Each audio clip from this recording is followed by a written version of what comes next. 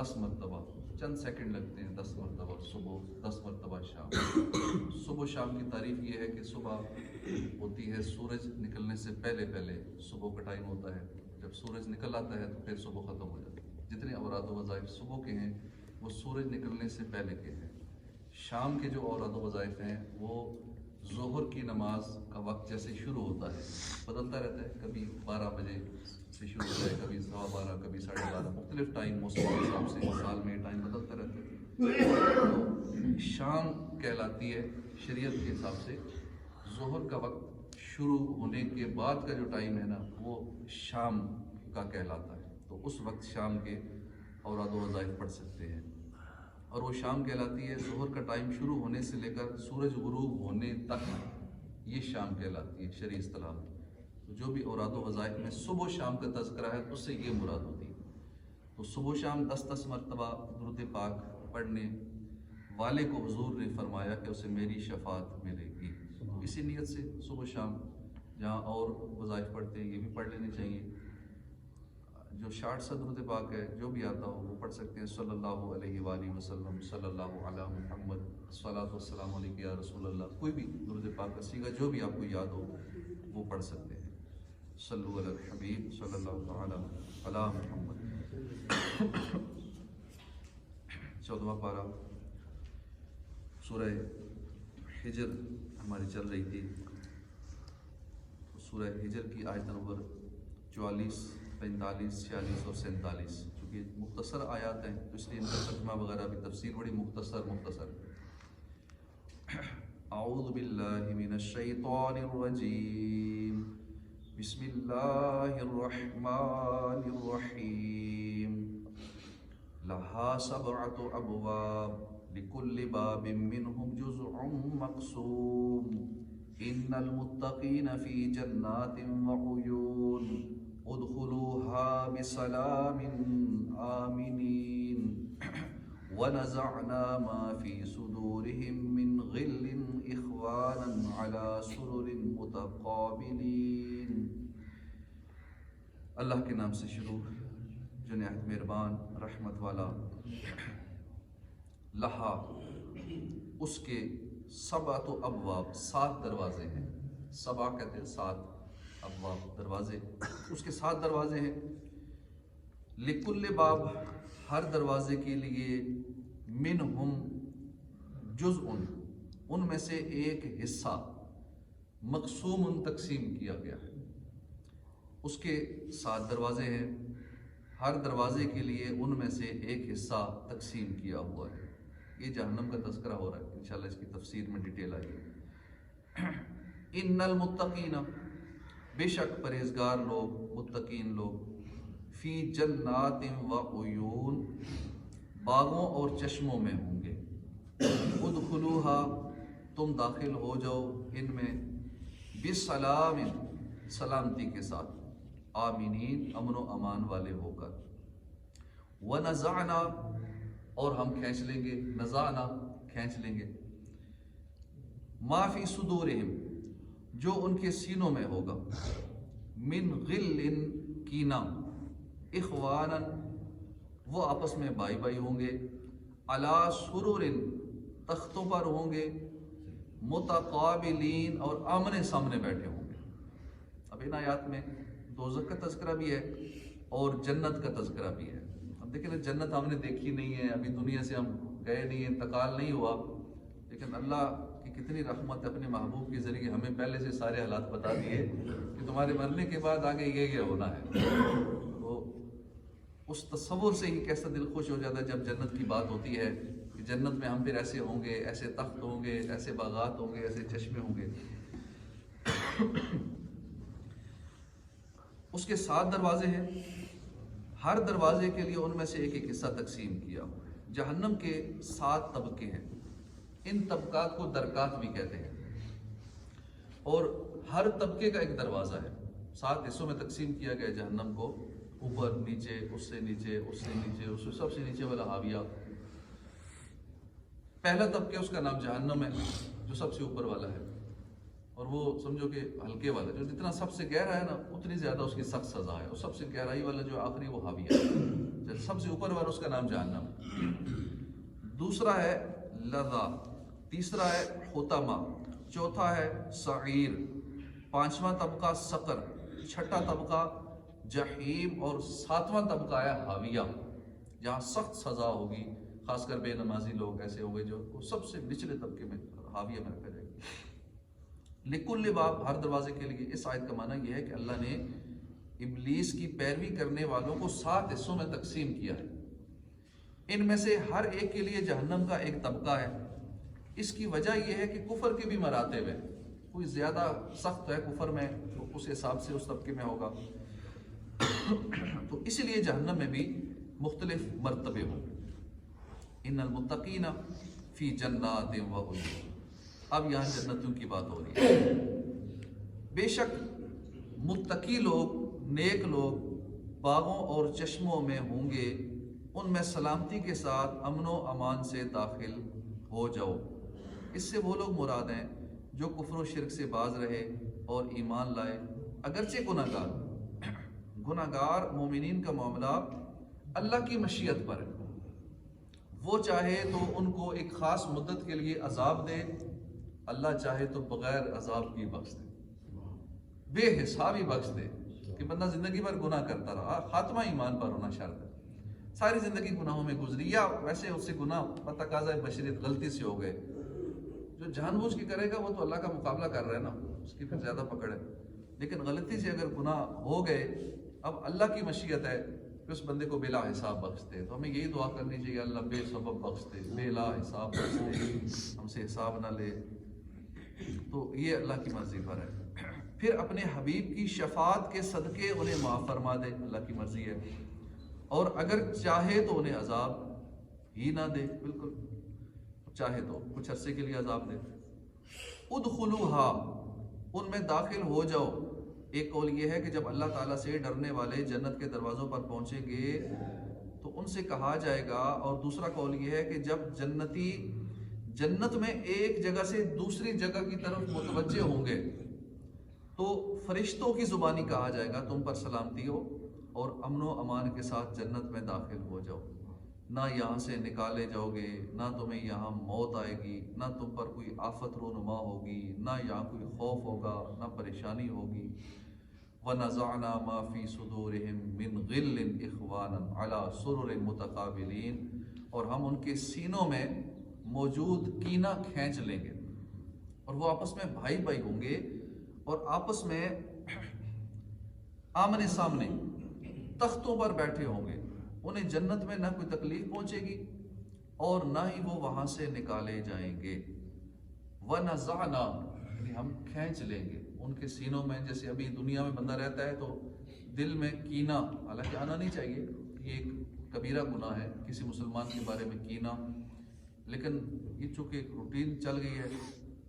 شاید ہی کوئی بندہ بچا ہوا ہو جس کے دل میں کسی کا کینہ نہ ہو، کسی رشتہ دار کا ہوگا، گھر میں سے کسی فرد کا ہوگا، یا محلے میں سے کسی کا کینہ ہوگا، یار یہ فلاں ایسا ہے، یعنی اس کو دیکھ کے نا غصہ آتا ہو، یہ بندہ ہے ہی ایسا، غصہ ایک آتا ہو، دل میں اچھا نہ لگتا ہو، نفرت ہوتی ہو، اب چاہے اسباب جو بھی ہو، لیکن ایک مسلمان کے بارے میں اس نے کینہ تو رکھ لیا، کینے سے اپنے سینے کو گندا کر لیا، اپنا سکون برباد کر لیا۔ دوسرے لفظوں میں یوں کہ جب بندہ کسی کے بارے میں کینہ رکھ لیتا ہے نا، یعنی وہ بندہ اسے کھٹکتا ہے، اس کا ذکر آئے گا تو غصہ آئے گا، وہ سامنے آئے گا تو اس کے بارے میں غصہ آئے گا، اس کا تذکرہ چھڑے گا تو اس کو غصہ آئے گا، اور اکیلے میں بھی آتا رہے گا، یار یہ بندہ ادھر سے دفع ہو جائے، یہ مر جائے، یہ چلا جائے یہاں سے، اب ایسے ہی اب بہت سارے اس کے پیچھے وجوہات ہوتی ہیں، اور یہ ہر طبقے کے لوگوں میں ایسا ہوتا ہے۔ کئیوں کے پیچھے وہ دنیاوی، موسٹلی دنیاوی مقاصد ہی ہوتے ہیں، کیونکہ اگر دینی مقصد ہے، اللہ رسول کے لیے کینہ رکھنا ہے، وہ تو پھر اچھی بات ہے کہ بغض و کینہ اللہ اور اس کے حبیب کے لیے ہو تو وہ ایک ثواب کا کام بن جاتا ہے، لیکن عموماً دنیاوی مقاصد کے لیے اپنے دل میں مسلمان بھائی کا کینہ رکھنا یہ بری بات ہے، اور اپنے دل سے نکال دینا چاہیے تاکہ اپنا سکون ہی برباد نہ ہو، اپنی زندگی سکون سے گزرے۔ اس لیے کسی کے بارے میں ایسے اگر جذبات ہیں غصے کے، اب یہ شیطان بھی دلاتا ہے، بعض اوقات اور کوئی بات نہیں ملتی، نہ کسی کی کوئی ایک عادت یہ اچھی نہیں لگ رہی، اس کی شکل اچھی نہیں لگ رہی، اس کے کپڑے اچھے نہیں لگ رہے، اس کی یہ عادت اچھی نہیں، اس کی فلاں چیز اچھی نہیں، بس وہی بات دل میں ڈال کے اس بندے کے بارے میں نفرت کا ایک اندر بیج بو دیتا ہے، اور بندہ خواہ مخواہ اپنے اس کینے کی آگ میں جلتا رہتا ہے اور ساتھ اپنی نیکیوں کو برباد کرتا رہتا ہے۔ اب اس میں ذکر ہے کہ وَنَزَعْنَا، اور ہم کھینچ لیں گے، یعنی دنیا میں اگر ان ڈرنے والوں میں سے کسی کے دل میں دوسرے کے بارے میں کچھ کینہ ہوگا تو جنت میں داخل ہونے سے پہلے اللہ پاک دلوں سے نکال دے گا ان کا کینہ، تاکہ جنت میں تو ٹینشن، دل میں کینہ رکھنا ایک بہت بڑی ٹینشن ہے، بہت بڑی سزا ہے۔ ہم تو شاید اس کو اچھا نہ یوں کسی اور معنوں میں لیتے ہوں، لیکن یہ بڑی سزا ہے۔ بندہ خواہ مخواہ اس اپنی ہی آگ میں جلتا رہتا ہے، حسد کی آگ میں جلتا رہے گا، کینے کی آگ میں جلتا رہے گا، تو ان کے دلوں سے یہ نکال دیا جائے گا، اور ان کے نفوس کو بغض سے، حسد سے، اناد سے، عداوت وغیرہ سے، جتنی بھی مذموم خصلتیں ہیں اللہ اس سے پاک کر دے گا۔ وہاں حسد نہیں ہوگا، یہاں تو حسد ہوتا ہے نا، فلاں کو عہدہ اچھا مل گیا اس پہ حسد، ساتھ والے کا گھر زیادہ اچھا ہے اس پہ حسد، ساتھ والے نے گاڑی زیادہ اچھی لی ہوئی ہے اس پہ حسد، کسی کو دنیاوی شہرت مل گئی، منصب مل گیا، مال و دولت مل گئی، حسن زیادہ مل گیا، وہ کیا کیوں زیادہ خوبصورت ہے، میں کیوں ایسا نہیں ہوں، اب خواہ مخواہ اس کے بارے میں دل میں حسد رکھ دینا۔ تو یہ ساری چیزیں مذموم صفات ہیں، اور یہ باطنی بیماریاں ہیں جو دلوں کو لگ جاتی ہیں اور بندے کا سکون برباد کر دیتی ہیں۔ تو یہ ساری چیزیں جنت میں داخل ہونے سے پہلے اگر وہ بندہ بلا حساب اور جنت میں چلا بھی گیا تو وہ نکال دی جائیں گی، تاکہ یہ خواہ مخواہ جتنی ٹینشنیں ہیں، بری چیزیں، یہ جنت میں نہیں جائیں گی۔ جنت میں کوئی کسی کو حسد نہیں ہوگا کہ بے شک اس کا مال بڑا ہے، کوئی حسد نہیں ہوگا۔ دوسرے کو زیادہ فیسلٹیز ملی ہوئی ہیں، بندے کو کوئی حسد نہیں ہوگا۔ اپنا درجہ نیچے ہے، دوسرے کا درجہ جتنا زمین و آسمان کا فاصلہ ہے اتنا ایک درجے کا ڈفرینس ہوگا کہ فلاں اتنے بڑے مرتبے پر ہے، یہاں تو ایک گریڈ اوپر ہو تو ٹینشن ہوتی ہے کہ میں 16 گریڈ میں تو یہ 17 گریڈ میں 20ویں میں تو یہ 22ویں میں، تو وہاں جو ایک گریڈ ہوگا وہ آسمان و زمین جتنا ہوگا۔ تو لیکن یہ ٹینشن نہیں ہوگی کیوں ہے یہ میرا بھائی اتنے بڑے درجے پہ، میں نچلے کیوں، یہ بھی ایک پریشانی ہے نا۔ تو جنت میں کوئی پریشانی نہیں ہوگی، کوئی حسد نہیں ہوگا، تو یہ ساری چیزیں وہاں نکل جائیں گی۔ علی سرر متقابلین، وہ آمنے سامنے تختوں پر بیٹھے ہوں گے۔ اس کا ایک تو واضح مفہوم یہ ہے کہ وہ ایک دوسرے کے سامنے جنت میں تختوں پر بیٹھے ہوں گے اور مجلس کا لطف اٹھائیں گے، جیسے ہم آپس میں بیٹھے ہوتے ہیں، زیادہ لوگ بیٹھتے ہیں تو مزہ آتا ہے، تو اسی طرح وہاں بھی مزے لیں گے، لطف اٹھائیں گے، کٹھے بیٹھیں گے، باتیں کریں گے۔ اور ایک مفہوم یہ بھی ہے کہ جب جنتی ایک جگہ جمع ہو کر ایک دوسرے سے ملاقات کریں گے اور فارغ ہونے کے بعد واپس لوٹنے کا ارادہ کریں گے تو ان میں سے ہر ایک کا تخت اس طرح گھوم جائے گا کہ اس پر سوار جنتی کا چہرہ اپنے ساتھی کے چہرے کے سامنے ہوگا، اس طرح گھومے گا، اور اس کی پشت اس طرف ہوگی جدھر تخت اسے لے جا رہا ہوگا۔ اس میں انسیت اور زیادہ تعظیم ہے، یعنی اب ہم نے واپس جانا، ملاقات کی، سارے جنتیوں نے بیٹھ کے گپ شپ لگائی، جتنے دوست احباب ہیں، جاننے والے ہیں، دنیا میں اکٹھے بیٹھتے تھے، یا رشتہ دار ہیں، یا دینی مقاصد کے لیے بیٹھتے تھے، دنیاوی مقاصد والے نہیں جو اپنے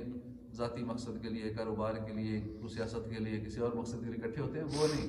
جو دینی مقصد کے لیے اکٹھے ہوتے ہیں، جیسے ابھی آپ لوگ بیٹھتے ہیں، یا کوئی دنیاوی مقاصد نہیں ہے کسی کا بھی، نیکیوں کے لیے بیٹھے ہیں، ثواب کے لیے بیٹھے ہیں، اللہ کی رضا کے لیے بیٹھے ہیں، تو ایسے لوگ جو دنیا میں بیٹھتے تھے وہاں بھی اکٹھے بیٹھیں گے، اور وہاں بھی جب گپ شپ لگے گی، بات چیت ہوگی، اس کے بعد واپس اپنے اپنے جب محلات کی طرف جانا ہے تو اب ان کے تخت خود ہی اڑ کے وہاں چلے جائیں گے، اب وہ ایک دوسرے کی طرف پیٹ نہیں ہوگی، جدھر جانا ہوگا ادھر پیٹ ہوگی، تخت ادھر جا رہا ہے، ان کے چہرے ایک دوسرے کی طرف ہوں گے، اور یہ بھی ایک تعظیم کے لیے، ایک محبت کے لیے۔ نبی عبادی انی انا الغفور الرحیم وَأَنَّ عَذَابِي هُوَ الْعَذَابُ الْأَلِيمُ، میرے بندوں کو خبر دو کہ بے شک میں ہی بخشنے والا مہربان ہوں، اور بے شک میرا ہی عذاب دردناک عذاب۔ نبی عبادی، میرے بندوں کو خبر دو۔ اس آیت اور اس کے بعد والی آیت میں اللہ کی طرف سے لوگوں کو گناہ کرنے سے ڈرایا گیا، اور جو گناہ ہو چکے ان سے توبہ کرنے کا حکم دیا گیا۔ ان دونوں آیتوں کا خلاصہ یہ ہے کہ اللہ تعالیٰ نے ارشاد فرمایا، اے حبیب صلی اللہ علیہ وسلم، آپ میرے بندوں کو بتا دیں کہ جب وہ اپنے گناہوں سے توبہ کر لیں تو میں ہی ان کے گناہوں پر پردہ ڈال کر ان گناہوں کے سبب ہونے والی رسوائی اور عذاب سے انہیں بچاتا ہوں، اور گناہوں سے توبہ کرنے کے بعد انہیں عذاب نہ دے کر ان پر رحم فرماتا ہوں۔ اور میرے بندوں کو یہ بھی بتا دیں کہ میرا عذاب ان کے لیے ہے جو اپنے گناہوں پر قائم رہیں اور ان سے توبہ نہ کریں، میرا عذاب اتنا دردناک ہے کہ اس جیسا دردناک کوئی عذاب ہو ہی نہیں سکتا۔ اللہ پاک توبہ کرنے والے کی توبہ قبول فرما دیتا ہے، اس کے گناہ معاف فرما دیتا ہے، یہاں تک کہ اس کے گناہوں کو نیکیوں میں بدل دیتا ہے۔ جو وہ کرم فرماتا ہے، گناہوں کو نیکیوں میں بدل دیتا ہے، اور جس خطہ زمین پر گناہ کیا ہوتا ہے اس کو بھلا دیتا ہے۔ یعنی جتنے ہمارے گواہ ہیں، جب بندہ گناہ کرتا ہے تو اس کے بہت سارے گواہ ہو جاتے ہیں۔ ایک تو جس زمین کے حصے پہ گناہ کرتا ہے وہ جگہ اس کی گواہ ہو جاتی ہے، وہ گناہ سیو ہو جاتا ہے۔ اس کے ساتھ 2 فرشتے ہیں، یہ فرشتے گواہ ہوتے ہیں، ان کے پاس ریکارڈ میں آ جاتا ہے۔ ایک تو خود گواہ ہے، خود دیکھ رہے ہیں، اور دوسرا ان کی کتاب جو ہاتھ میں ہے اس سے لکھ بھی لیا انہوں نے۔ اس کے بعد دن اور رات، یا دن میں گناہ کرے گا یا رات میں کرے گا، دن اور رات گواہ ہو جائیں گے، کس نے دن میں کیا، رات میں کیا۔ اس کے علاوہ اور بھی نہ جانے کتنے گواہ ہوں گے جو ہماری ریکارڈنگ کر رہے ہوں گے۔ پھر رب تعالیٰ خود بھی ملاحظہ فرما رہے ہیں ہمارے ہر عمل کو، اسے پتہ ہے کون کیا کر رہے ہیں۔ تو کئی طرح سے ہماری، جس طرح CCTV کیمروں کی ریکارڈنگ ہوتی ہے، تو ہماری کئی انداز میں ریکارڈنگ ہو رہی ہے، ہر عمل کی ہو رہی ہے، یہاں تک کہ دل میں کسی کے بارے میں کیا سوچ رہے ہیں اس کی بھی ریکارڈنگ ہو رہی ہے۔ تو اس لیے ہمیں بڑا محتاط رہنا چاہیے۔ دنیا میں کہیں کیمرہ لگا ہو نا، تو کھانا کھا رہے ہوں تو بالکل محتاط ہو جاتے ہیں، بڑے طریقے سے کھائیں گے، جیسے کیمرے ہٹیں گے تو پھر ٹوٹ پڑیں گے۔ یا اور کئی معاملات میں کیمرے لگے ہوں گے تو بالکل سلجھے ہوئے سارے معاملات تمیز سے کریں گے، اور میڈیا پہ بھی آئیں گے تو بڑے تمیز سے، کیمرے ہٹیں گے تو اب ایسی ایسی لینگویج میں باتیں کر رہے ہوتے ہیں کہ بد اخلاقی سے، اور وہ تو ان کیمروں کا اتنا ڈر ہے، تو ان کیمروں کا کہ جہاں سے آپ ڈیلیٹ بھی نہیں کر سکتے۔ ان کیمروں سے تو چلو دنیاوی سورسز استعمال کر کے ڈیلیٹ کروا سکتے ہیں، گوگل ڈرائیو سے ڈیلیٹ کرا دیں، اور جہاں جہاں ڈیٹا سیو ہوتا ہے وہاں سے کرا سکتے ہیں، جتنی جس کی زیادہ پہنچ ہے۔ لیکن اللہ کے ہاں جو ریکارڈنگ ہو رہی ہے، ان فرشتوں کے پاس جو ریکارڈنگ ہو رہی ہے، یہ زمین و آسمان جہاں جہاں گناہ ہوا، چاہے زمین پہ کرے، آسمان پہ کرے، جس خطہ زمین پہ کرے، دن میں کرے، رات میں کرے، ان سے ہم ڈیلیٹ نہیں کروا سکتے، ہمارے پاس کی بات ہی نہیں۔ لیکن اللہ پاک نے کیسا پیارا نسخہ دے دیا کہ اگر سچی توبہ کر لے اپنے گناہوں سے، سچی توبہ کر لے، دل سے توبہ کر لے کہ آج کے بعد یہ گناہ نہیں کروں گا، تو اللہ پاک ایک تو معاف فرما دیتا ہے، گناہوں کو نیکیوں میں بدل دیتا ہے، اور اس کے علاوہ یہ جتنے گواہ ہوتے ہیں، یہ جتنی ریکارڈنگز ہو رہی ہوتی ہیں وہ ساری ڈیلیٹ ہو جاتی ہے، پرماننٹ ڈیلیٹ ہو جاتی ہے۔ قیامت والے دن جب گواہ پیش کی جائیں گے کہ اس کی گواہ لے آؤ جی، اب وہ عذابی گواہی دیں گے، ہاتھ پاؤں گواہی دیں گے، زبان گواہی دیں گے، ہاں میں نے یہ، دل گواہی دے گا، ہاں میں نے فلاں کے بارے میں بغض و کینہ رکھا تھا، میں نے حسد کیا تھا۔ سارے جب بلایا جائے گا تو اس ٹائم ان کو بھول چکا ہوگا، اللہ پاک بلا دے گا، سب کو بلا دے گا، اور کوئی گواہ ہوگا ہی نہیں، بندے کی عزت رہ جائے گی وہاں پہ۔ کتنا کریم ہے اللہ کی ذات کہ بندے کا اتنا برم رکھتا ہے کہ ہم دن رات اس کی نافرمانیاں کرتے ہیں، اس کے بعد جب سچی توبہ کر لیتے ہیں وہ بندہ سارے گناہوں کو بخش دیتا ہے۔ یہ بہت بڑا ایک ہتھیار ہے مسلمان کے پاس توبہ والا، اور توبہ ہمیں کرتے رہنا چاہیے، روزانہ توبہ کرنی چاہیے۔ ہو سکے تو رات سونے سے پہلے روز صلاۃ التوبہ پڑھ کے، عشاء کے بعد پڑھ لیں، رات سونے سے پہلے پہلے جب بھی موقع ملے صلاۃ التوبہ پڑھیں، اپنے تمام گناہوں کی توبہ کریں، ساتھ ہو سکے تو یہ بھی کہیں یا اللہ مجھ سے اگر کوئی کفر ہو گیا ہو تو میں اس سے بیزار ہوں، میں اس سے توبہ کرتا ہوں، یا اللہ میری توبہ قبول فرما۔ اس طرح کر ایک تو کفر سے کہ اگر دن میں غلطی سے منہ سے کوئی ایسی بات نکل گئی ہو جو کفریہ کلمہ بنتا ہو اور ہمیں پتہ نہ ہو تو اس سے بھی توبہ ہو جائے گی، اور زندگی میں اگر کوئی کفر ہوا ہو زبان سے غلطی سے تو اس سے توبہ ہو جائے گی۔ ساتھ کلمہ پڑھ لے، لا الہ الا اللہ محمد رسول اللہ، کیونکہ دن میں بہت ساری باتیں ہم کرتے ہیں جس سے بندہ دائرہ اسلام سے خارج ہو جاتا ہے، نکاح بھی ٹوٹ جاتا ہے، اور اگر ہمیں کوئی بتائے جناب آپ نے یہ غلط کلمہ کہا، کلمہ پڑھیں، اس ٹائم شاید ہم اکڑ جائیں یا اپنی بات کو سچ ثابت کرنی میں ٹھیک ہوں۔ جب کوئی کہہ رہا ہے کلمہ پڑھ لو تو پڑھ لو، چاہے منہ سے کفر نکلا نہیں نکلا، اس کی تفصیل میں جانے کی ضرورت نہیں ہے کہ نہیں میں نے تو ایسا نہیں کہا، میرا تو یہ مطلب تھا، تو یہ کفر نہیں ہوتا، ایسی بحث کی چھیڑتے تھے۔ تو جو آپ کو کہے نا بھائی کلمہ پڑھ لو، آپ نے غلط بات کی ہے، توبہ کر لو، آپ دائرہ اسلام سے خارج ہو گئے ہو، تو تحقیق میں پڑھنے کی بجائے، اڑنے کی بجائے بھی پڑھ لو، کلمہ ثواب ملے گا نا، کوئی نقصان تو نہیں کلمہ پڑھنے کا۔ یا توبہ کر لو گے کہ میں نے غلطی ہوگی، اللہ مجھے معاف کر دے، اس کا کوئی سائیڈ ایفیکٹ تو نہیں ہے۔ لیکن کئی ایسے ملتے ہیں بڑے ڈھیٹ قسم کے ہوتے ہیں، ان کو بتاتے ہیں جناب باتوں باتوں میں آپ نے یہ بات کفریہ کہہ دی ہے، یہ تو کفریہ کلمہ ہے، تو وہ ان کو مائنڈ کر جاتے ہیں، غصہ آ جاتا ہے کہ میری انسلٹ ہوگی، لوگوں کے بیچ میں مجھے یہ کہہ دیا، مجھے یہ کہہ دیا، میں تو بڑا معزز آدمی، یعنی بندہ خود کو کچھ سمجھ رہا ہوتا ہے، اس لیے وہ سمجھانے والے پہ غصے ہوتا ہے، اور پھر اس کی مخالفت شروع کر دیتا ہے. اور خصوصاً چونکہ ایسے باتیں عموماً مولوی حضرات ہی بتاتے ہیں، عام بندہ تو بتائے گا نہیں کہ آپ نے کفر بولا ہے یا غلط بات کی. مولوی صاحبان ہی بتاتے ہیں. اب جس مولوی صاحب نے بتایا ہے پھر اس کے پیچھے پروپیگنڈا شروع ہو گیا، اس کو اس کے خلاف کیا، اس کو خلاف کیا، نمازی توڑے، نمازوں سے دور کیا، بھائی نماز پڑھنے فلاں مسجد نہ جانا، کوشش کی نمازی کم ہو. تو اس طرح کے معاملات کو شیطان پہ کروانا شروع کر دیتا ہے. اللہ پاک ہدایت نصیب فرمائے. اور خواہ مخواہ اس طرح کے لوگ جو ہے وہ اپنی آخرت کو برباد کر رہے ہوتے ہیں. اس طرح کی بغض و کینہ جو ہے نا یہ بندے کو بہت آگے تک لے جاتا ہے. کسی کے بارے میں ہو، کسی مذہبی بندے کے بارے میں ہو یا کسی بھی حوالے سے ہو، پھر کئی گناہ کرواتا ہے، حسد کئی گناہ کرواتا ہے. اللہ پاک ہمیں ان تمام گناہوں سے بچنے کی توفیق عطا فرمائے. اور یہ سلسلہ تو جاری رہے گا، شیطان کی اور یہ جنگ جو ہے ہمارے ساتھ مرتے دم تک جاری ہے. شیطان اپنا کام کرتا رہے گا، ہمیں اپنا کام کرنا چاہیے، نیکی کی دعوت دیتے رہنا چاہیے. جو لوگ اس طرح کی غلط ہیں ان کی اصلاح کی کوشش ہمیں کرتے رہنا چاہیے. اللہ پاک عمر کی توفیق عطا فرمائے. صدق اللہ العظیم.